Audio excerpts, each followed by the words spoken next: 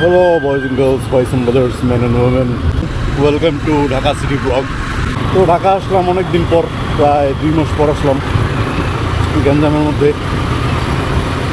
ঢাকা শহরের কোনো কিছুই আসলে মিস করি না, শুধু একটা জিনিস ছাড়া, এটা হচ্ছে ভাই বাজার বন্ধু বান্ধব। তাছাড়া আর কোনো কিছুই মিস করার মতো নাই ঢাকা শহর। ঢাকা সিটি না দিয়ে এটা আসলে নাম দেওয়া উচিত ছিল গ্যাঞ্জাম সিটি। ক্যামেরাটা অন করলাম ঢাকা ঢুকেই, এখন দেখি গ্যাঞ্জামের কী অবস্থা, জামটাম কীরকম। মেট্রো রেল এক্সপ্রেসওয়ে কত কিছুই তো বানাইলো, যানজট কমাইতে পারছে কিনা দেখবো আজকে। কিন্তু আমার মনে হয় না যানজট কমবে, যাই কিছু করুন, যত কিছুই বানাক ঢাকা শহরের যানজট কমবে না কোনো দিন। জ্যামের কথা বলতে বলতে জ্যামে পড়ে গেলাম আবার। আসলে এই জ্যামের কারণেই ঢাকায় আসতে ইচ্ছে করে না মূলত, কিন্তু কি আর করার, আসতেই হয়। কিছু কিছু কারণ আছে যেগুলোর কারণে ঢাকা শহর আর পুরোপুরিভাবে ত্যাগ করা সম্ভব না। ঢাকা শহর হচ্ছে একটা প্যারার শহর, সবসময় একটা প্যারা নিয়ে চলতে হয়, বিভিন্ন ধরনের প্যারা। লাইফ তো এমনিতেই প্যারাময়, কিন্তু ঢাকা শহর ঢুকলে মনে হয় প্যারার উপর প্যারা, মানে প্যারার কোনো শেষ নেই এরকম মনে হয়। আর বাইকারদের তো আরও প্যারা।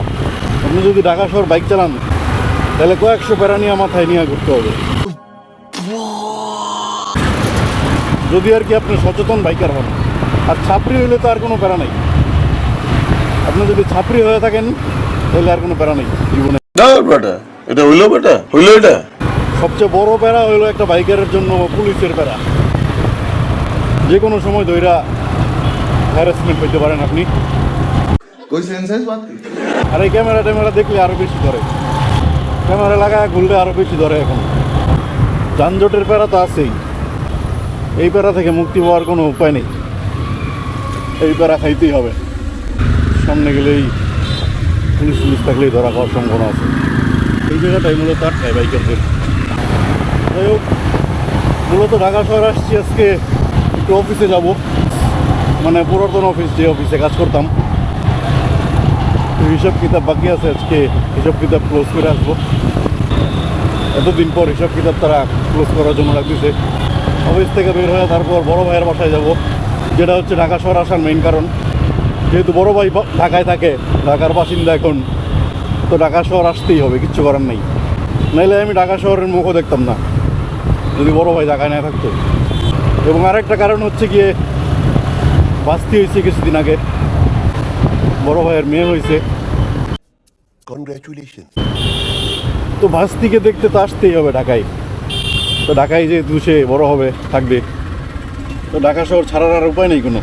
আমি পয়সা গেছি, প্যারা নিয়ে ঢাকা শহর আসতে হবে সারা জীবন। আজকের পরিবেশটা কেমন জানি একটু ঘোলাটে, রোদ উঠি করে উঠতেছে না। অবশ্য শীত তেমন একটা নাই, শীতের সিজন চলে গেছে। শীত যে কেমনে চলে গেল এবার বুঝলামই না। তো শীত থাকলেই আমার ভালো লাগে, শীতই ভালো গরমের চেয়ে।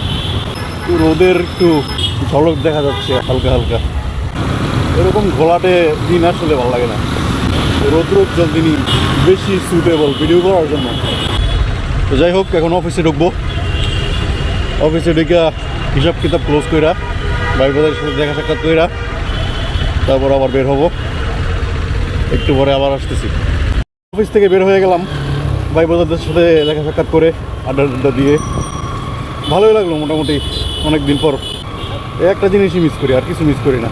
তো এখন যাবো হলো গিয়ে বড় ভাইয়ার বাসায়। বাস্তিটা দেখার জন্য একটু বেশি এক্সাইটেড। সবচেয়ে বড় মেইন রিজন হচ্ছে এটাই। বাস্তি হওয়ার পর থেকে, বাস্তিরে দেখার পর থেকে শুধু মন চায় তার সাথে সময় কাটাই। আসলে বাচ্চা কাচ্চা হইলে ফ্যামিলিতে এরকমই মনে হয়। তো ভাইয়ের বাসা হয়েছে গিয়ে মোহাম্মদপুর। এখন মোহাম্মদপুর যাবো, একটু ভাতিজির জন্য কিছু দেখি নিয়ে যাওয়া যায় কিনা, কি নেওয়া যায় চিন্তা করতেছি এখনো। কোথায় ঢুকবো দেখি, চিন্তা করে কিছু পাই কিনা। একটা পুতুল কিনে নিলাম বাস্তির জন্য মিনিসো থেকে। অনেকক্ষণ যাবত চিন্তা করতেছিলাম কি নিবো, মাথায় কিছু আসতেছিল না। ভাতিজি আর একটু বড় হইলে তারপর গিফট দিয়ে একদম ভরাই দেবো। যখন একটু বুঝবে একটু তখন অনেক ধরনের খেলনা কিনে দেওয়া যাবে। ব্লগটা শেষ করতেছি এখানেই, চার্জ বেশি নাইগা। আবার দেখা হচ্ছে নেক্সট ব্লগে। ততক্ষণ পর্যন্ত সঙ্গে থাকবেন, রাইডাররা সেফলি রাইড করবেন। Piece out, good bye.